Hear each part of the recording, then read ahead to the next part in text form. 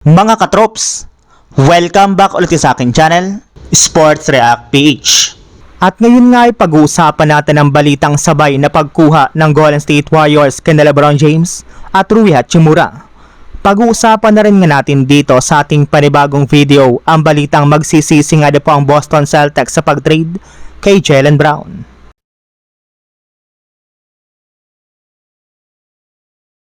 Ang Golden State Warriors na lang naman nga po mga katrops ang nag-iisang team sa NBA na wala pa ni sa mga ginagawang move simula nang magbukas ang offseason. Kahit man nga po sinabi na ng kanilang general manager na si Mike Dunleavy na magiging aktibo sila sa loob ng free agency, ay mukhang wala rin naman nga po sila ditong nagagawang maganda para mapalakas ang kanilang lineup. Pero ibinulgar na rin naman nga po ng isang insider na meron para naman nga pong nilulutong malaking move ang Jazz W na pwede na nga po nilang may sakatuparan kahit anumang oras ngayong offseason. At iyan nga po yung posibilidad na sabay nilang pagkuha at pagpapaperma kina LeBron James at Rui Hachimura. Sina Rui at LeBron nga po ang isa sa mga pinakamagaling na unrestricted free agent na available ngayon sa free agency market na parehong kinakausap at nire-recruit na ng front office ng Warriors. Inoferan na rin naman nga po nila ng kontrata ang dalawang ito ng mga nagdaang araw at hinihintay na lang naman nga po ng kanilang team kung ano ang magiging desisyon ng mga ito sa free agency market.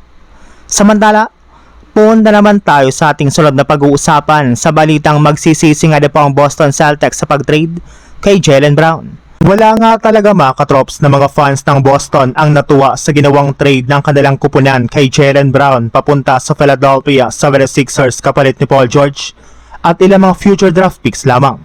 Kine-question nga po ng mga ito kung paano na team ng kanilang front office na tanggalin ang kanilang superstar na nagkaroon pa lang ng MVP season para makuha ang isang wash superstar na si Paul George na mas madami pang nagawang podcast kesa napaglaruan nito sa mga nakalipas na taon.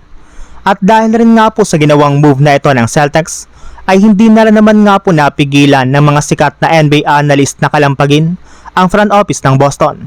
Hindi nga na po nila alam kung ano ang iniisip na mangyari ng kanilang general manager sa pag-trade nila kay Brown, since isa nga na po ito sa mga maituturing na worst trade sa history ng NBA.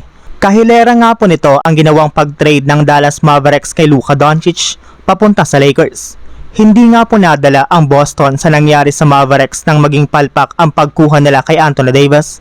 Gayong hindi rin naman nga po nagkakalayo si Paul George kay Davis dahil pareho rin naman nga po silang injury prone na siguradong malaki ang magiging epekto sa kanilang kampanya sa susunod na season.